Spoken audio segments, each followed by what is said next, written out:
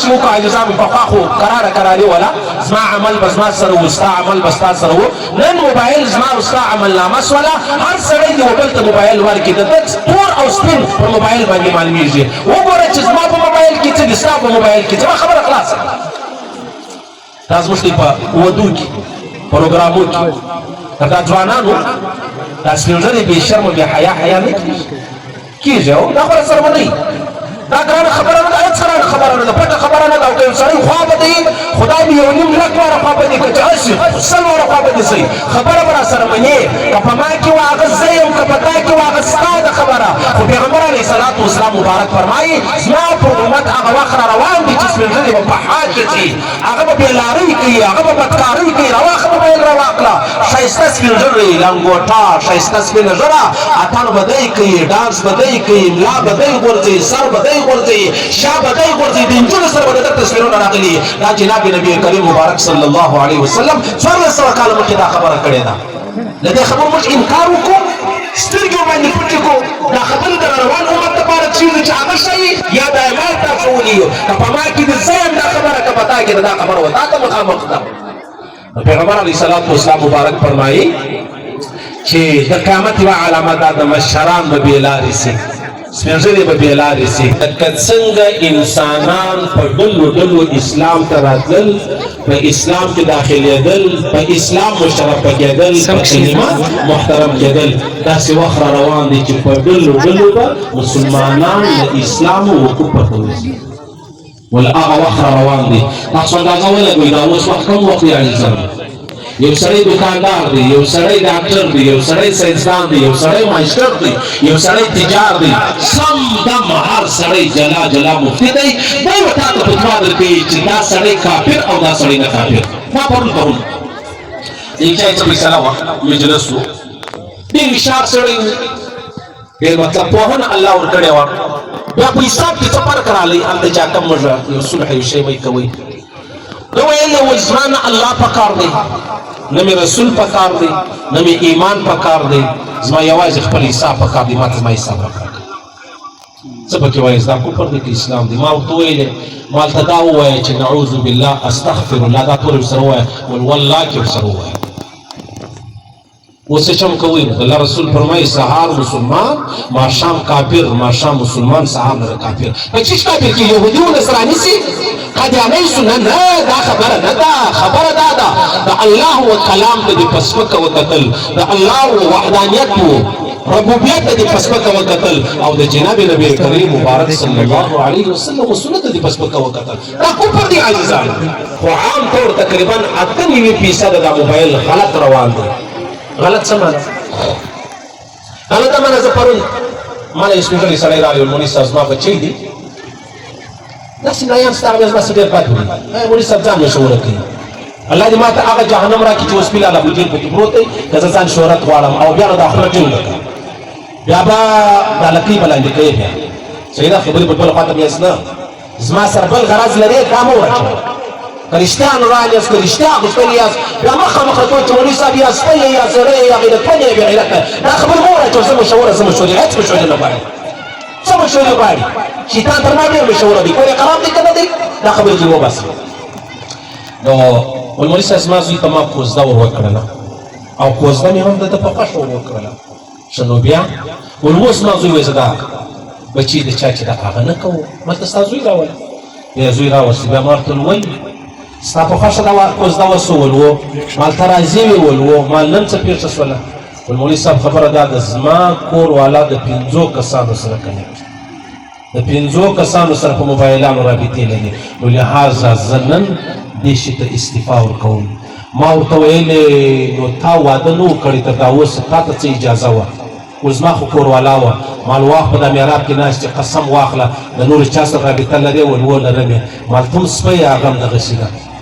صحیح سلو ته که هر څه کوې تا ته به څوک نه وایي که یوې بچي یو شی وکړي هغه موږ لاس راوځو چې الله زموږ ښځې زموږ خور زموږ لور دا هغه ګناه وکړه د هغه ګناه تا سل واره کړې ده دې یو واره وکړه دا په کافره شو د هغه که مسلمان یې بس وچه خبره ودرېدله قال النبي صلى الله عليه وسلم طوبى لمن آمن بي ويراني مرة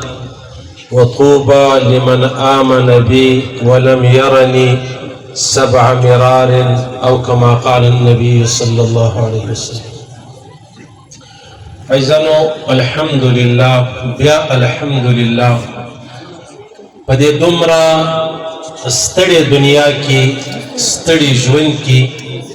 د دین پر نامه د قرآن په نامه د الله پر نامه راټولېدل دا یو ډېر لوی اعزاز دی. تاسو به وختي راغلي یاست، مخکې به راغلي یاست، ستړي به یاست. دا ستاسو دا نن راتګ نه دی عزیزانو. زه به د بخاري او د مسلم حدیث ستاسو مخ ته کښېږدم. جناب نبی کریم مبارک صلی الله علیه وسلم فرمایي چې کله یو اجتماع یو اجماع خلق سره راټول شي د الله په نامه، د الله د رسول په نامه، د قرآن په نامه، د دین او د اسلام په نامه، پیغمبر علیه الصلاة والسلام مبارک فرمایي الله پاک و فرشتو ته وفرمایي چې تاسو ګواه اوسئ چې دا څه انسانان دې مجلس له راغلي وو د هغو ټولو ما مغفرت وفرمایي. دا د بخاري او د مسلم حدیث دی. د مسلم په حدیث کې دا خبره هم شته. پیغمبر علیه الصلاة والسلام مبارک فرمایي یوه فرشته د الله څخه پوښتنه وکړي وایي الله دې مجلس لره یو ډېر لوی ګناهګار هم راغلی و، د هغه نیت ستا رضا نه وه، قرآن نه و، دین نه و، اسلام نه و، ګناهګاره سړی و، پر دا لاره تېرېدی. نو یې وویل څادګۍ به ورسمه، څادګۍ به ټیم پاس کړمه، څادګۍ به وګورم څوک راغلي دي څوک تللي دي. په دغه نیت راغلي وو. دا ملائکې له الله پوښتنه کوي. الله پاک ورته وفرمایي چې دا کوم څوک زما په خاطر راغلي وو د هغو په خاطر هغه سړی هم معاف دی چې کوم سړی ګناهګاره هم دی، بې لارې هم دی او راغلی هم زما په خاطر نه دی. الله فرمایي دا زما ستاسې سره وعده ده. دا مې د بخاري او د مسلم حدیث درته وایي عزیزانو. ستاسو فکر د بزرګو د یو پیر او د یو آغا او د سید طرف ته ولاړ نه سي. دا د جناب نبی کریم مبارک صلی الله علیه وسلم ارشاد دی. نو کم سے کم داستان دا نن راتلل دا خو به د الله رب العزت له جانبه د مغفرت سبب وګرځي. دا مغفرت ما تاسو زه خو هسې یو ترجمان یمه.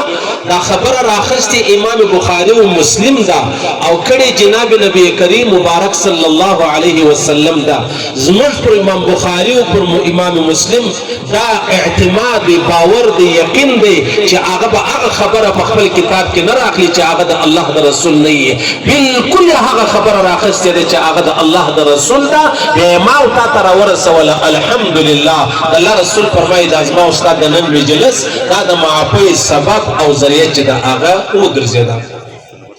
عزیزان مدت الله صاحب محترم ډېرې زبردسته نادرې نایابې خبرې ستاسو مخ ته کېښولې. ما ته زما په خیال سره دومره شی پاته نه سو چې زه ورباندې وږغېږم. خو خیر ما ستاسو په مخ کې یو حدیث چې دی هغه تلاوت کوي. حدیث چې دی هغه مسند امام احمد را نقل کړی دی. دا حدیث د انسان د مسلمان د خوشحالۍ یو ډېره لویه خبره ده. پیغمبر علیه الصلاة والسلام مبارک فرمایي طوبى لمن آمن بي ويراني مرة. زه خوشخبري اورم، مبارکي وایم و هغه چاته چې پر ما ایمان راوړی دی او زه لیدلی یم او دا مبارکي زه یو واره ورته وایم. وطوبى لمن آمن بي ولم يرني 7 مرار. پیغمبر علیه الصلاة والسلام مبارک فرمایي کوم چا پر ما ایمان راوړی دی زه لیدلی نه یم، زه هغه ته خوشخبري 7 واره وایم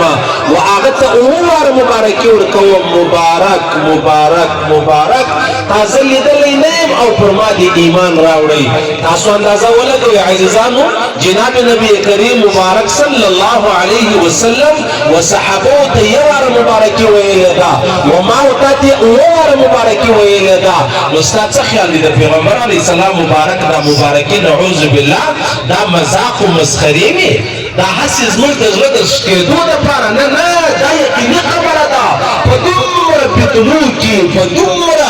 غمو کې، دومره د فتنو په بارانو کې یو سړی د الله او د الله د رسول پر لاره راسي. دا یو ډېره لویه خبره ده او دا ډېره عظیمه خبره ده. امروز دا شیرانی صاحب سره ملاقات وشو. شیرانی صاحب ما ته ویلې چې ته کوشش دا کوه چې ته فتن بیانوه. فتن څه معنا؟ فتن دا معنا چې دا اوس کومې فتنې روانې دي، دا کومو فتنو سره ما او تا مخامخ یو. دا پیغمبر علیه السلام مبارک 1400 مخ کاله مخکې فرمایلي دي. نن ما او تا هغه ځای ته راورسېدلو، هغه ذکر، هغه فکر، هغه دعوت، هغه جهاد، هغه لمونځ، هغه تلاوت، هغه پر خپل ځای برقرار دي. خو ما او تا هغه خبرې وایو، هغه د فتنو خبرې نه وایو. د فتنو خبرې څه معنا؟ ابن کثیر مولوی صاحب یو حدیث نقل کړی دی عزیزانو. پیغمبر علیه الصلاۃ والسلام مبارک فرمایي چا پوښتنه ځینې وکړه، ول یا رسول الله امر بالمعروف نهي عن المنکر به موږ کله پرېږدو؟ کله به دا پاتېږي چې وچاته د ښو امر کوو او له بدو یې راګرځو؟ دا به کله وي؟ پیغمبر علیه السلام مبارک وفرمیل چې کله زما امت د بني اسرائیلو سره د یهودو په شان سي، بیا به امر بالمعروف او نهي عن المنکر پاتې. صحابي پوښتنه وکړه، ول یا رسول الله ستا امت د بني اسرائیلو په شان جوړیږي، په هغو کې څه وو؟ هغو څه کول؟ پیغمبر علیه الصلاۃ والسلام مبارک فرمایي هغو دا کول چې سپین ږیري مشران دا په فحاشي اختولو، کشران دا په حکومت باندې اختولو. چې کله مسله دې ته راورسېدله چې سپین ږیري مشران په بېلارۍ، په بدکارۍ، په شرابو، په کبابو، په نورو خبرو اخته سلو، بیا پیغمبر علیه الصلاۃ والسلام مبارک فرمایي دغه ځای د امر بالمعروف نهي عن المنکر بیا نه دی خبره چې د هغه تر لاس ووتله. نن دا خبره عزیزانو زما او ستا په ژوند کې زر په زره، سل په سل کې دا خبره نن زما او ستا مخ ته پرته ده چې زموږ مشران چې دي هغه فحاش، په فحاشي باندې اخته دي. کشرانو سره د کور واک ورسره دی، د کاروبار واک ورسره دی، د بازار واک ورسره دی. تا اندازه ولګوه چې سپین ږیري مې بېلارې سو او دلته بیا څه وسو؟ ځوانانو په لاس کې اختیار سلو. د دې معاشرې به بیا انجام څه وي؟ څه وایي هغه عبدالله مقری وایي چې سپین ږیري مې خراب سو، د ځوانانو څه ګیله ده چې امامان یې بېلارې سو، له مقتدیانو څه ګیله ده. و چې یو سپین ږیری یو مشر هغه رالي وغلطي ته ودرېدی، ستا څه خیال دی دا معاشره به الله برابره کړي؟ دا معاشره به الله برابره کړي؟ یا هغه وجه دا زموږ د الله رب العزت وحدانیت، د الله رب العزت ربوبیت موږ چیلنج کوي چې چیلنج مې کوي نن الله رب العزت خپل مدد هم راڅخه واخیستی او خپل نصرت یې هم راڅخه واخیستی. نو پیغمبر علیه الصلاۃ والسلام مبارک فرمایي زما د امت د تباهۍ ورځې هلته شروع کېږي چې مشران په فحاشي باندې اخته وي. څه معنا؟ یو ورځ حضرت عمر فاروق فرمایي زه رالم د جناب نبی کریم مبارک صلی الله علیه وسلم مجلس ته. چې رالم پیغمبر علیه الصلاۃ والسلام مبارک ژړلي هم دي او ژاړي هم. ما پوښتنه ځینې وکړه، ما ویل یا رسول الله خیر خو به څه مشکل راغلی دی، پریشاني راغلی ده؟ نه مشکل نشته، پریشاني نشته. بیا ولې یا رسول الله داسې دي ژړلي دي؟ پیغمبر علیه الصلاۃ والسلام مبارک ورته وفرمیل ول عمره جبریل امین علیه الصلاۃ والسلام اوس راغلی و، ملاقات ورسره وسو. ما ته ویلې چې الله فرمایي ستا کوم امتي چې پر ایمان او پر اسلام زره یا بیشته سپین کوي، ما ته حیا درېږي چې زه هغه ته سزا ورکوم، عذاب ورکوم، جزا ورکوم. حضرت عمر فاروق وایي ما ورته ویل یا رسول الله نو په دې کې د ژړا څه خبره ده؟ نو دا خو بده خبره نه ده، الحمدلله د الله احسان دی، ته ژاړې ولې؟ پیغمبر علیه الصلاۃ والسلام مبارک ورته ویلې ول زه ژاړم پر دې چې دومره عظیم رب، دومره عظیم خالق و مالک هغه له دا مخلوقه شرمېږي، حیا ورته درېږي، دا سپین ږیری ولې د خالقه نه شرمېږي؟ ما ته پر دې ژړا ولاړه. دې خبره کوم سر خلاصي یی دا څه پټ خبره نه درته کوم زه د بل وطن خبره نه درته کوم دغه ښار د دې کلي د دې محلي خبره درته کوم راسي موږ به داسې وکړو نظام پخوا خو قراري ولا زما عمل به زما سره و ستا عمل به ستا سره و نن موبایل زما او ستا عملنامه سوله هر سړی دې وبل ته موبایل ورکړي د ده تور او سپین پر موبایل باندې معلومیږي وګوره چې زما په موبایل کې څه دي ستا په موبایل کې څه خبره خلاصه دا زموږ په ودو کې پروګرامو کې دا ځوانانو دا سپین ږیري بې شرمه بې حیا نه کېږي او دا خبره سره به نه دا ګرانه خبره نه ده هېڅ ګرانه خبره نه ده پټه خبره نه ده او که یو سړی خوا به دی خدای مې یو نیم لک واره خوا به دي که چې هسې 100 واره خوا به دي صحیح خبره به راسره منې که په ما کې و هغه زه یم که په تا کې و هغه ستا ده خبره خو پیغمبر علیه صلات وسلام مبارک فرمایي زما پر امت هغه وخت را روان دي چې سپین ږیري به په حاج ځي هغه به بېلارۍ کوي هغه به بدکارۍ کوي راواخه موبایل راواخله ښایسته سپین ږیري لنګوټه ښایسته سپینه ږیره اتڼ به دی کوي ډانس به دی کوي ملا به دی غورځوي سر به دی غورځوي شا به دی غورځوي د نجونو سره به د ده تصویرونه راغلي دا جناب نبي کریم مبارک صلی الله علیه وسلم 1400 کاله مخکې دا خبره کړې ده له دې خبرو موږ انکار وکړو سترګې باندې پټې کړو دا خبرې د روان امت لپاره چیز چې هغه شی یا د اعمال تاسو ونیو که په ما کې د زه یم دا خبره که په تا کې دا خبره و تا ته مخامخ ده پیغمبر علیه صلات وسلام مبارک فرمایي چې د قیامت یوه علامه دا د مشران به بېلارې سي سپین ږیري به بېلارې سي تاسو اندازه ولګوئ کله کله غله نیول سوي کله کله د یو ماشوم په اغوا کې اغواکاران نیول سوي په هغې کې به سپین ږیري هم ووینئ په هغې کې به سپین ږیري هم ووینئ او عجبه خبره دا د عبدالله ابن عباس فرمایي رضی الله عنهما وایي کله چې یو سړی 40 کالو ته ورسېدی د 40 کالو څخه مابعد چې د ده کم ژوند دی که بیا هم د هغه د ځوانۍ چمونه کول د 40 کاله څه مخکې چې د ده کم ژوند و هغه چمونه کول بس دا وعده ده دا یقین دی چې دا جهنمي دی دا سړی د جهنم دپاره تیاري وکړي یو سړی ځوان دی دا کوچني ماشومان دي ماشومان خو پاک دي بیا چې کله ځوانان سو ځوانیت ده فکر نسته مستي ډېره ده هغه په نس ماړه یو چې ومې کړو هغه مې وکړلو خیر 20 کاله 25 10 کاله 15 کاله پروا نه لري چې 40 کاله ته یو سړی ورسېدی عبدالله ابن عباس فرمایي بیا یې هم هغه چمونه کول چې کومې په ځوانۍ کې کول دا جهنمي دی دا سړی د خپل جهنم تیاري وکړي عبدالله ابن عباس د قرآن یو ډېر عظیم مفسر دی د جناب نبی کریم مبارک صلی الله علیه وسلم صحابي دی د پیغمبر علیه صلات وسلام مبارک د اکا زوی دی نو دا خبرې چې کړې ده یې د ځانه کړې ده دا یې مسخره کړې ده دا یې خلک بیرول یا دا خبره نه ده د صحابي و خبرې ته هم حدیث وایي سیسلو د صحابي و خبرې ته هم حدیث وایي اوس دغه حدیث چې ما ورته خپل مخ ته کښېږدو زه به په خپل ګریوان کې وګورم تاسو په خپل ګریوان کې وګورئ زموږ څه انجام دی او زموږ څه ژوند دی سهار مې څنګه دی او ماښام مې څنګه دی جابر بن عبدالله رضی الله تعالی عنہ دا یو سړی راغلی ورته ویل ول ابن کثیر دا حدیث نقل کړی دی چې دغه خلک نوې خبرې کوي ناولده خبرې کوي فرقې جوړېږي یو پر یوه روان دی بل پر بل روان دی نو زموږ دپاره څه کول پکار دی جابر ورته ویل ول ما د الله د رسول څه اورېدلي دي لکه څنګه انسانان په ډلو اسلام ته راتلل په اسلام کې داخلېدل په اسلام مشرفه کېدل په کلمه محترم کېدل داسې وخت را روان دی چې په ډلو به مسلمانان له اسلامه وقوف ورکوي ول هغه وخت را روان دی تاسو اندازه ولګوئ دا اوس وخت کوم وخت دی عزیزان یو سړی دکاندار دی یو سړی ډاکټر دی یو سړی ساینسدان دی یو سړی مایسټر دی یو سړی تجار دی سم دم هر سړی جلا مفتی دی دی به تا ته فتوا درکوي چې دا سړی کافر او دا سړی نه کافر ما پرون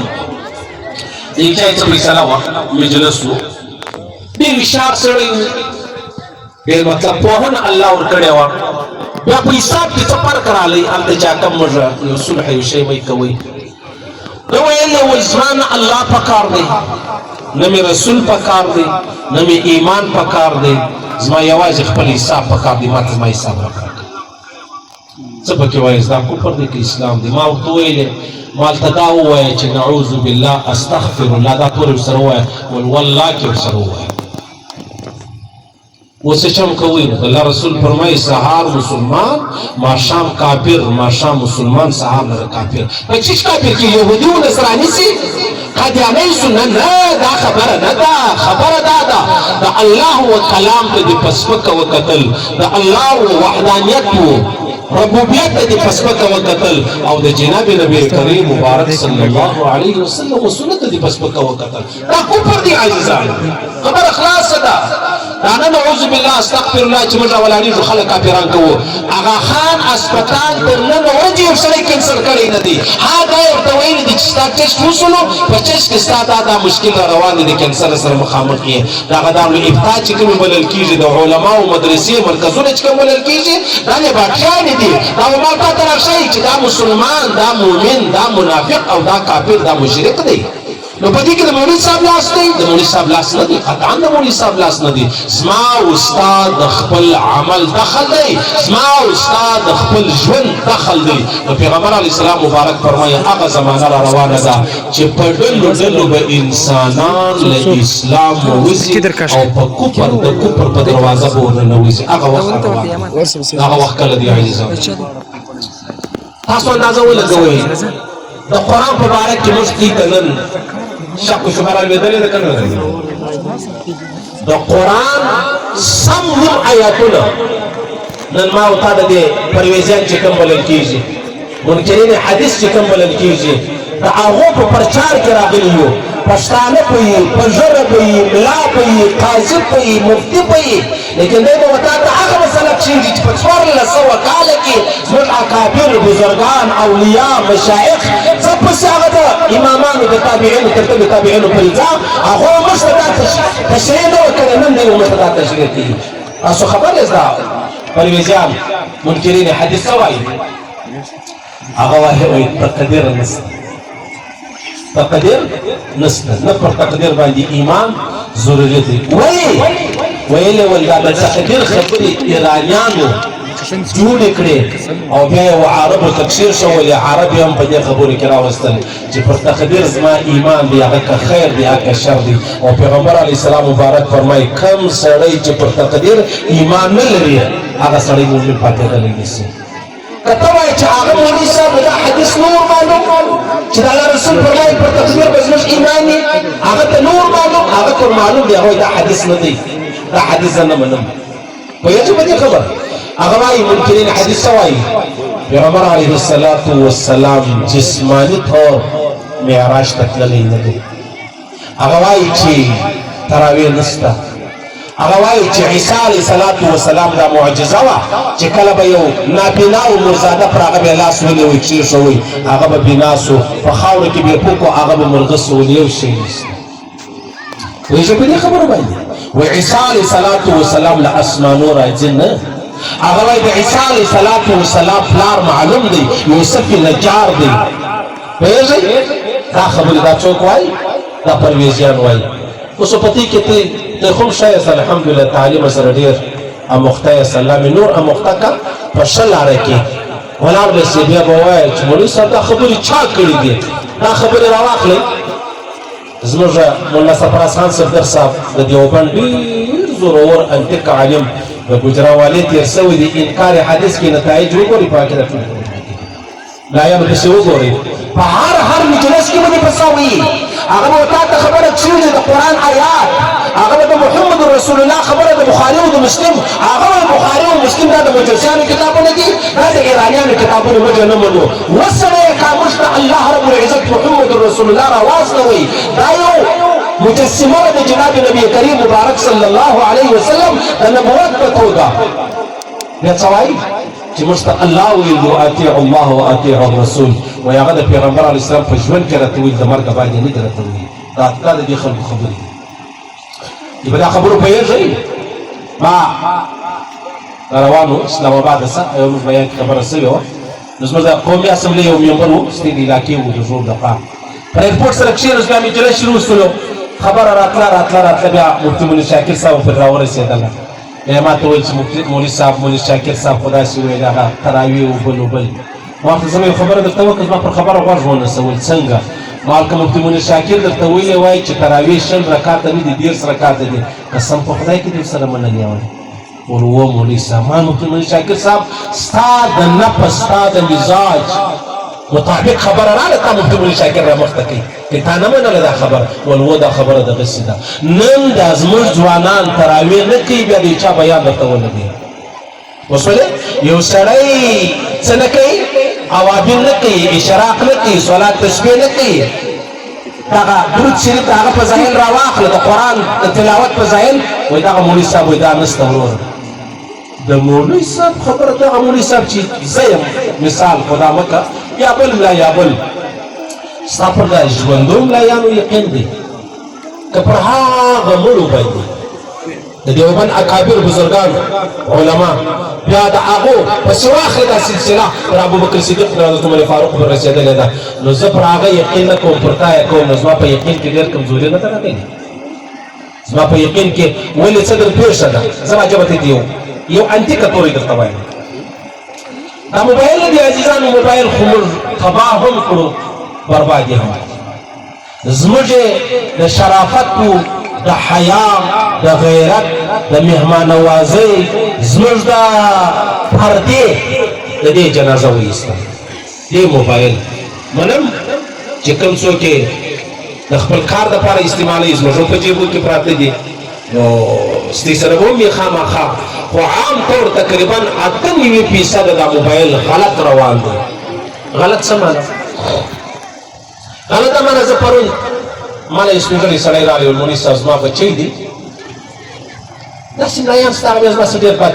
وایي مولوي صاحب ځان مشهوره کوي الله دې ما ته هغه جهنم راکړي چې اوس فلحال ابوجهل پکې پروت دی که زه ځان شهرت غواړم او بیا نو دا خوله ټینګه کړم بیا به دا لکۍ به لاندې کوې بیا صحیح ده خبرې په بله خواته میاست نه زما سره بل غرض لرې دا مه ورچوه که رښتیا نوران یاست که رښتیا غوښتل یاست بیا مخامخه کوئ چې مولوي صاحب یا سپی یې یا زړی یې یا غیرتمن یې بې غیرته دا خبرې مه ورچوه زه مشهوره زه مشهورې هېڅ مشهورې نه غواړي څه مشهورې غواړي شیطان تر ما ډېر مشهوره دی کور یې خراب دی که نه دی دا خبرې چې وباسي نو ویل مولوي صاحب زما زوی ته ما کوزده ور وکړله او کوزده مې هم د ده په خوښه ور وکړله ښه نو بیا ول اوس ما زوی وایي زه دا بچی د چا چې دا هغه نه کوو ما ته ستا زوی راوله بیا زوی راوستې بیا ما ورته وویل ستا په خوښه دا کوزده وسو ول و مال ته راضي وې ول و مال نن څه پېښه شوله ول مولوي صاحب خبره دا ده زما کور والا د 5 کسانو سره کنیکټ د 5 کسانو سره په موبایلانو رابطې لري نو لهذا زه نن دې شي ته استعفا ورکوم ما ورته ویلې نو تا واده نه و کړی تر دا اوسه تا ته څه اجازه وه ول زما خو کور والا وه مال واخ په دا میراب کې ناست چې قسم واخله د نورو چا سره رابطه لرې ول و لرم یې مال ته هم سپی هغه هم دغسې ده صحیح سلو ته که هر څه کوې تا ته به څوک نه وایي که یوې بچي یو شی وکړي هغه موږ لاس راوغورځو چې الله زموږ ښځې زموږ خور زموږ نور دغه ګناه وکړه د هغه ګناه تا 100 واره کړې ده دې یو واره وکړه دا په کافره شو که هغه که مسلمان یې بس وچه خبره ودرېدله نو ما هغه انتیکه خبره دا درته کوله دا زموږ موبایل خو موږ تباه هم کړو برباده هم کړو دار په در یې کړلو زموږ دین یې هم را تباه کړي هر سړی نن د دین په باره کې شکمن دی په ذوالجلال هغه ورځ روانه ده چې په دغه خانوزي ښار کې به مسلمان یې 5 وخت لمونځ په جومات سره کوي د قرآن تلاوت به کوي د محمد رسول الله په ختم نبوت به شک درته پیدا کړي والله العظیم هغه ورځ را روانه ده مسلمان کلمه ګو هغه به د ابوبکر صدیق و د بې عایشې صدیقې په باره کې بدګمانۍ درته ږدي ولې ږدي وجه دا دی چې د بل چا خبرې اورېدلې دي دا قانون دی چې پر چا دې ډېر غوږ نیولی هغه په تا کې اثر کوي هغه په تا کې اثر کوي لکه مولوي الله صاحب هغه یو شعر ووایي چې پلار را ولاړ سو زه یې پر تخته وتړئ بیا یې اوبو ته وغورځوئ بیا یې غږ باندې وکړئ چې دا لمن لودانه کې صحیح سلو و دا لمن دې لودانه سي موږ سره موبایلان را سره دي بیا به د ایمان ستا نه لودېږي هغه خبره دې څه درته کول خبره دا ده موږ دې وینو په دا موبایلانو کې څوک د پیغمبر علیه السلام مبارک مستحق یي موږ اورېدلي دي ډېر مې واورېدل څوک وایي زه محمد څه کوم ورور که الله رسالت نه ویل کړي زه مور څه کوم زه پلار څه کوم زه اکا او نیکه څه ما دا اوس راغله سبحان الله. یو سړی دا وایي که پیغمبر علیه السلام ته الله نبوت نه ورکړي ما نه مني العیاذ بالله نعوذ بالله استغفر الله. دا خبره یو چا وکړه ما ورته زه به ستا د دې خبرې جواب وکړم ول څنګه مال داسې مال ته که سړی نه وای سپی وای ما نه منلې ته که سړی نه وای انسان نه وای سپی وای ما نه منلې. مولوي صاحب بیخي بېادبي نه ده مال دا بېادبي په دې در سره وکړه چې ته دا خبره کوې که محمد رسول الله ته الله رسالت نه ویل کړي ما دی نه منئ. دا تورې ته تا ته ضرورت ولې در پېښ شو تا ته ضرورت ولې در پېښ شو دې تورې لکه تا ته چې هغه ضرورت در پېښ شوی دی ما ته دا را پېښ شولو که ته سړی نه وای سپی وای ما ته نه منلې نو خو ګستاخي راله بېادبي راله ده داسې د محمد رسول الله مبارک بېادبي او ګستاخي زما او ستا په دې ښار کې په موبایل کې د ورځې زر زر واره ما ورته اورو زما او ستا تر مخ تېرېږي زما او ستا تر غوږو اورېدل کېږي. پیغمبر علیه الصلاة والسلام مبارک هغه انتیکه خبره دا درته کوم پیغمبر علیه الصلاة والسلام مبارک نه خو مشرکانو ډېر بد ویل یهودو هم ډېر بد پسې وویل نصاراو هم ډېر بد پسې وویل بد القاب بدی خبری بد تولی پر پیغمبر علیہ السلام مبارک تڑل آغا تولی نن ولی نستا فدا تولی سر سر اخلاص کر آج مشرکان محمد رسول اللہ تا نعوذ باللہ یا گستاقی کڑے ہوا یا اشکنزا کڑے ہوا یا بیادبی کڑے ہوا آغا نن ولی نستا آغا خبر نن ولی نستا آغا وجہ دادا چه صحابو وغنی درا نکل کری آغا یهی کردن درا نقل کړي وای نن به د هر مشرک شکنځا جلا جلا موږ کوله چې دا پلاني مشرک ویل د محمد رسول الله داسې داسې داسې صحابه ښه کار وکړي که بد کار وکړي ښه کار یې وکړی نن د مشرکانو د یهودو د نصاراو د محمد رسول الله د ژوند په هغه وخت کې دښمنانو چې څه بد ویلي وو یوه خبره پر هغوی زمین باندې نشته کمال د چا دی کمال د صحابو او زما او ستا په ژوند کې یو سړی را ولاړ سي محمد رسول الله مبارک تا یا ابو بکر صدیق تا یا حضرت عمر فاروق تا یا بی بی عائشہ تا یا بی بی حفصه تا بد وایي موږ را ولاړ سو ژر ژر خبره ریکارډ کو بیا لاندې سره ولیکو دا ژر د ژر شعر کې دا ژر د ژر شعر څه معنی ته یهودي وې ته نصراني وې ته کافر وې یا ته مسلمان وې نو چې ته مسلمان وې ستا پر مخ دا خبره څنګه وسوه ته مسلمان وې ستا پر مخ دا خبره څنګه وسوه او دا خبره چې وسوله که تا شعر کړې نه وای جهان په خبره دی ورڅونه ډېرې ګستاخۍ د محمد رسول الله مبارک په دا اوس کې یهودو نصاراو وکړلې دا مسلمانان را ولاړ شو هغه ګستاخي چې به څنګه سوې وه څنګه اورېدل سوې وه څنګه به په خوله ویل سوې وه هغه یې زما ستا مخې ته راوستله هغو خلکو دا یا زه یا ده دا خبره موږ دغسې پټه کړې وای لکه صحابو چې پټه کړې وای نو اوس خو به پنځو کسانو د محمد رسول الله نعوذ بالله ګستاخي اورېدلې ده صحیح شنو بیا که دا خلکو شعر کړی وای بیا به 500 کسانو اورېدلی وای دا 500 کسانو چې دا ګستاخي د محمد رسول الله واورېده د چا په برکت یې واورېدل دا د دې مسلمانانو په برکت وای څنګه خلاص به دې خبره وای تاسو اندازه ولګوئ پیغمبر علیه الصلاة والسلام مبارک فرمایي چې یو سړی به سهار مسلمان ماښام لره به کافر سوی مسلمان څه کافر څه معنا مسلمان دا معنا چې د الله وحدانیت د محمد رسول الله رسالت او ختم نبوت تمام انبیاء تمام رسولان تمام آسماني کتابونه بیا قبر بیا د هغه چې د حشرګاه میدان د قیامت ورځ بیا پل صراط بیا میزان بیا جنت بیا جهنم دا ټولو خبرو زما او ستا ایمان دی په دې خبرو کې د یوې خبرې انکار کول د انسان کفر دی پوهېږې په دې خبره باندې اوس ضروري نه ده چې یو سړی به نعوذ بالله یهودي و نصراني و مشرک جوړېږي یو سړی به څه کوي یو سړی به راځي د قرآن د یوې خبرې انکار وکوي چې د یوې خبرې انکار یې وکوي دا سړی سچا کافر بلل کېږي زما او ستا په ژوند کې دا خبرې زما او ستا و مخ ته بیخي ډېر پرتې دي پیغمبر علیه السلام مبارک فرمایي وای روان دي په مدینه شریفه کې یو کور دی یو کلا ده یو کلا ده الله رسول فرمایل تاسو دا وینئ دا کلا ول وینو یا رسول الله ول تاسو وینئ څومره فتنې ور باندې ورېږي ول یا رسول الله نی وینو الله رسول ته وفرمایل لکه باران داسې فتنې ووري الله رسول فرمایي هغه زمانه را روانه ده دا فتنې به داسې ورول کېږي لکه دغه تیاره راواخله شپه نه ده چې کله شپه راله که نر دی که ښځه که لوی دی که کوچنی که انسان دی که حیوان دی که ملا دی که غیر ملا دی پر ټولو تیاره وغوړېدله محمد رسول الله مبارک فرمایي دا فتنې به داسې وخورول سي بیا به سهار یو سړی مسلمان ماښام به کافر سي اوس وسو صحابي پوښتنه وکړه ول یا رسول الله نو زموږ دپاره نجات څه دی نجات راوښیه الله رسول ته وفرمایل نجات دا دی چې هر ځای وتا ته پناهګاه میلاوېده هغه پناه ته ځان ورسوه پناه څه معنا پناه به زه اسانه تورې درته ووایم دا زموږ په وطن کې سیاسي اختلاف تر حد وتلی دی سیاسي اختلاف تر حد وتلی دی دومره وتلی دی چې زما او ستا دپاره زه چې د هرې پارټۍ یم ته چې د هرې پارټۍ یې زما د پارټۍ چې کوم رهبر دی کوم مشر دی کوم قائد دی دا موږ د محمد رسول الله مبارکو درجې ته رسولی موږ وانه اورېدل چې زموږ پلانی قائد یا زموږ مشر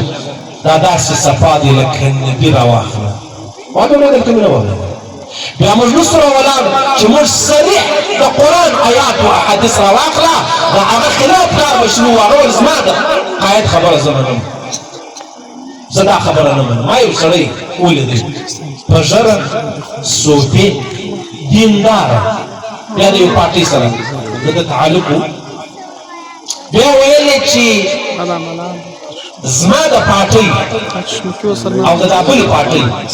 چې په دغه پارټۍ کې ما ته تقي عثماني صاحب ووایي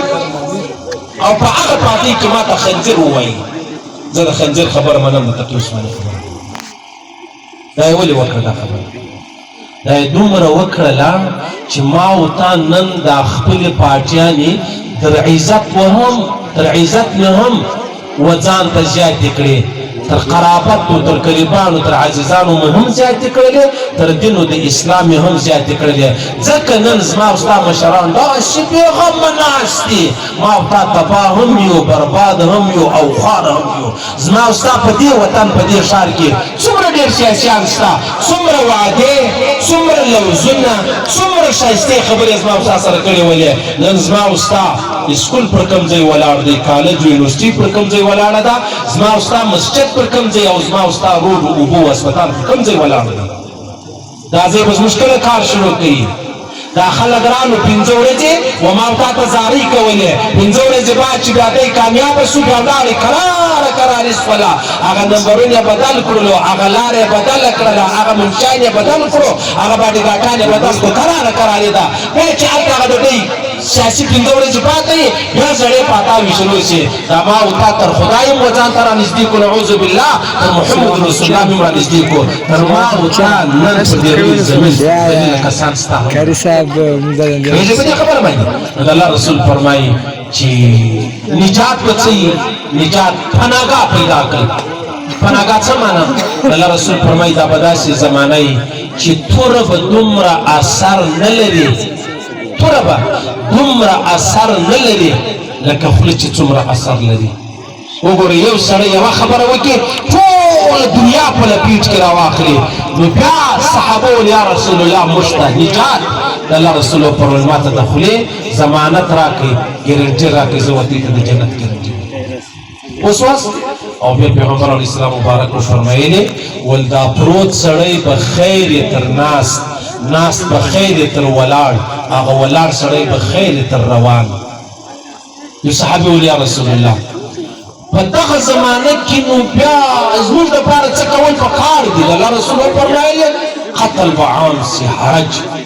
قتل به عام سي قاتل به هم جهنمی مقتول به هم جهنمی صحابه ول یا رسول الله زموږ دپاره څه کول پکار دي الله رسول ته وفرمایل لاړ شه کور ته د ځانه د کور ټاټو چټایي جوړه کړه تر کور بې ځایه بې مقصده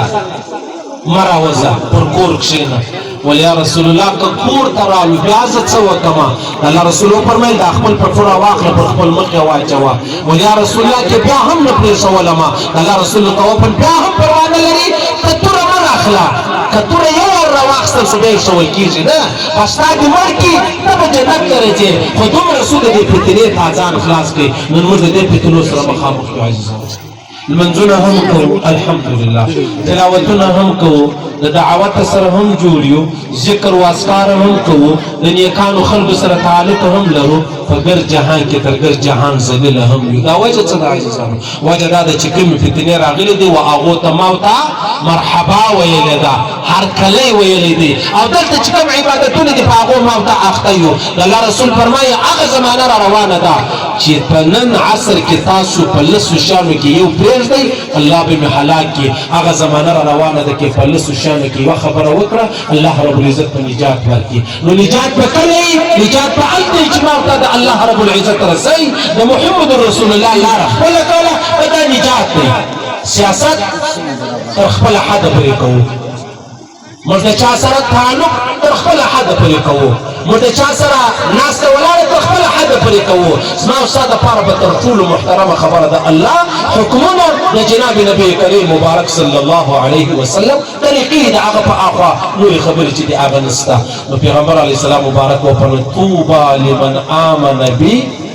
ويراني مرة وطوبى لمن آمن بي ولم يرني 7 مرار وأغجات مباركي ويم چزيلي دليم وبيا فرما إيمان راولي يوارا مباركي ورتوايم وأغجات ووارا مباركي ويم چزيلي دليم فرما إيمان راولي يورس پیغمبر علیه السلام مبارک ول ډېر زړه مې غواړي چې کشکې مې زما ورونه لیدلي وای صحابه وویل یا رسول الله موږ ستا ورونه نه یو ویل نه تاسو خو زما صحابه یاست ویل نو ستا ورونه څوک دي د الله رسول ورته وفرمیل زما ورونه هغه دي چې زه یې لیدلی نه یم فرمایي ایمان راوړه زما ورونه هغه دي چې زه یې لیدلی نه یم فرمایي ایمان راوړی دی بیا به د علماو څه زما خبرې دوی واوري دوی به وایي که زما د زوی په سودا زما د اولاد په سودا د محمد رسول الله مبارک ملاقات کېدی ما به خپل زامن قرباني کړی وای د محمد رسول الله ملاقات به مې کړی وای الحمدلله موږ په دې کې یو موږ ته د الله رسول مبارکي را کړې ده خو صرف دا یوه خبره ده چې تر سبا نه ده معلومه چې ما ورته به دغسې با ایمانه پاته سو که نعوذ بالله بې ایمانه د فتنو د ازمایشو د غمو د لوړو ستړو مجلسو سبا ما ورته کله ځانونه راګرځوو ځانونه ګرځېده د هغې د الله رسول فرمایي تاسو څه کوئ له کوره بې وخته راوځمه بې ځایه راوځمه په کور کې کښېنه دا ستا دپاره نجات دی او پاته خبره د دې کوچني بچیانو حافظانو د عزیزانو حافظان الحمدلله موږ جلسې مې ښه ډېرې کوو دا یو ستاینه به مې وکړمه موږ ډېرې جلسې کوو ستې رقم جلسه منظمه هغه د ډسپلین مطابق ډېر په خوند دا موږ ته تقریبا نه درګراب شي که درته ووایم په 50 جلسو کې ستې رقم جلسه موږ ته الله پاک نه رانصیب کړې دا مولوي قاسم صاحب باندې الله پاک ډېر لوی فضل و احسان کړی دی چې ګوره دا خو د ده کارکردګي ده د ده یو ښه عمل دی چې دا خلک دلته راغلي دي که نه د بې عمله سړي ځای لري کله نیکان خلک ورتلل تاسو داسې وکړئ داسې موږ د دینو د اسلام په جوړېدو کې حصه واخلو د دینو د اسلام په خرابېدو کې حصه وانخلو جوړېده څه معنا جوړېده دا معنا عزیزانو تی د دې علاقې خلک یاست که د لرې یاست بیا خو بله خبره ده د دې خپلې مدرسې ملا ونسئ لمن ونسئ ګوره دا مولوي قاسم صاحب لوکل سړی دی د علاقې سړی دی نو تا ته خدمتونه کړي دي راسه په دې خدمتو کې خپله حصه واخله څنګه حصه واخله زموږ د کراچي مدرسې خو ته در معلومې دي الحمدلله ماشاءالله یعنې داسې یوه زنانه شته چې هغه د دارالعلوم کورنګۍ ملا راته ویلې چې تقریبا 1 کروڑ 1.25 کروڑ روپۍ خالي د صفا اوبو د څښلو اوبو دا راځي ګډ کال دا د یوه زنانه دا روپۍ ورکوي اوس دا خبرې چې موږ واورو نو د کراچي والا داسې د کراچي والا روپۍ لري هغه 1 کروڑ روپۍ ورکړي ته 1000 روپۍ نشي ورکولی کولی شې او راسه په دې کې حصه واخله راسه دې مدرسې لره راسه قاسم صاحب ته ووایه ورته په دې مدرسه کې چې کوم بچان قرآن وایي دا قرآن په ما ورسوي ورسره سرکي روډ له ولاړ شه هغه قرآن چې چاپ اعلی دی کاغذ اعلی دی هغه واخله راوړه دې حافظ بچي ته ورکړه دی چې سهار تر ماښامه څومره قرآن وایي په ذوالجلال دې مې قسم وي چې څومره اجرونه الله وده ته ورکوي د ده استاذ ته ورکوي د مدرسې و مهتمم و ناظم ته ورکوي د ده بابا و ادې ته ورکوي د هومره اجرونه به الله تا ته په خپل کور درکوي اوس دغه بچی چې سبا حافظ شو د قرآن او بیا یې علم حاصل کوي بیا چې دی د علم د دین او د اسلام خدمت کوي په ذوالجلال دې مې قسم ستا هم د عمره حصه د څومره چې دې بچي سره صحیح چلو یا د اوبو په صورت کې یا د راشن په صورت کې یا د درې په صورت کې یا د سولر په صورت کې یا د بجلی یا د ګیس په صورت کې یا د بچانو د پیسانو په صورت کې موږ ته ډېر خلک را معلوم دي عام خلک دي د بازار خلک دي هغه مدرسې لره راسي څو القان دي سل القان دي څو یتیمان دي لس یتیمان دي د دې لسو یتیمانو د یو کال پیسې جمع کوم ما د ورګۍ ما د یونیفارم ما د کتابو ما د قلم ما پیس دا زه درکوم نه خپل سبق دا چې مې سبا لوی سړی جوړ سي وګورئ ستې په فکرو کې به مې یو لوی سړی یې خامخا به یې د ده په دغه عمل کې په دا علم کې په دا هنر کې چې چا حصه اخیستې ده هغه ته به الله ثوابونه نه ورکوي ورکوي به چې ورکوي راشه دې مدرسې لره دا خپله مدرسه هسې یو خدمت وکړه ضروري نه ده چې ټول به ملایان کېږو ضروري نه ده یو سړی به ملا وي بل سړی به د ملاتړ کوي که دغه بازار اوس دا ټوله خلک ملایان شي دا بازار به بیا څوک کوي تنوي صاحب فرمایي د ټولو انسانانو دپاره عالم جوړېدل دا صحیح نه ده ولې که ټول خلک راشي په مدرسه کې سبقان وایي هغه زموږ ډاکټري هغه زموږ صحت هغه زموږ بازار هغه زموږ زراعت هغه زموږ کیتیانې هغه زموږ د ژوند چې کوم ضرورت دي هغه بیا په چی شپه کوو دې بازار کوو په بازار کې خپل کار کوئ راسئ د دې علماو لمن ونسئ په خدای دې مې قسم د شپه ورځ ورته ورکړي دي څومره اجرونه دي ته راولاړ شه لږ څه حصه پکې واخله الله پاک به تا ته هغومره اجرونه درکړي دغه بچیان چې کوم حافظان شو عزیزانو د خدای دوی درته نصیب داسې نه چې تاسو دغه الهام بوځئ یا کوزدې ور وکړئ یا یې د ځانه سره په دوکان کې کوي چې زما یو زوی دی نو نه زه سکول هم په وایم پر دواړو سترګو ایستلو باندې ووایي سکول فرض دی فرض پخوا دا خبره موږ نه کوله نن چې رابیل تیارې رایله شي دا ملایانو رایله که تبلیغیانو رایله که پوجانو رایله که یو ملا هم نه وو پکې هو تبلیغي هم نه وو پکې پوجانو رایله پوجانو مدرسه کې سبق وایي که په کالج په یونیورسټۍ په کالج په یونیورسټۍ کې سبق وایلو نو زه د کالج او یونیورسټۍ څنګه انکار وکړم زه ولې انکار وکړم نو که ما انکار وکړي نو هغه چې دونه لویه کارنامه وسوه هغه دغه د پنجاب هغه یو پیر دی شپ پیر دی که چوپ پیر دی هغه دغه پلار وکړی صحیح سلو سکول فرض دی سکول باندې ووایه منګرهار دا تا چې کوم کې په باندې وکړي دا ورباندې ځای کومه د الله رسول فرمایي ما ته الله پاک زما د امت ګناوې راښکاره کړې زما د امت ګناوې الله راښکاره کړي چې تر ټولو سختترینه ګناه وه بدترینه سزا وه هغه د هغه چا وه چې هغه قاري و عالم و حافظ و بیا یې قرآن یې کړی دی و قرآن کې شاه ورګرځولې ده سختترینه سزا د دغه حافظ ده دا حافظ کوي حفظ الله رسول فرمایي داسې دی لکه هغه وش د وش په پښه تړې مار چې کوم دی هغه به تړې کړی در سجي الله رسول فرمایي تر دې وش دا قرآن ژر د دې بچانو د دماغو څه وځي صحیح سلو علم ورباندې حاصل کړي چې علم درباندې حاصل کړي دا به ذاکر نایک ځینې جوړ شي